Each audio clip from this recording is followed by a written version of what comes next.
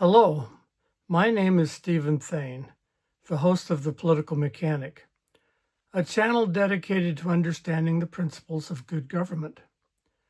The other day, I was reading a well-known poem about 6 blind men trying to describe an elephant to each other.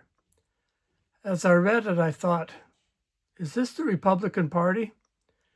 It begins, "It was 6 men of Indostan, to learning much inclined, who went to see the elephant, though all of them were blind, that each by observation might satisfy his mind.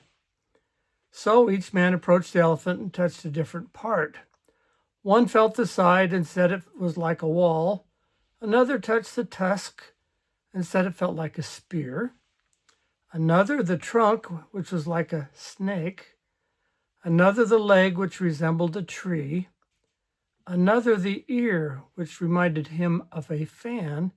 And the last blind man grabbed the tail, which felt like a rope." But because the blind men did not listen to one another, the poem concludes, "And so these men of Indostan disputed loud and long, each in his own opinion exceeding stiff and strong, though each was partially in the right and all were in the wrong. So oft in theologic wars," and we might replace that with political debates, "the disputants, I ween, rail on and utter ignorance of what the other mean, and prate about an elephant not one of them has seen."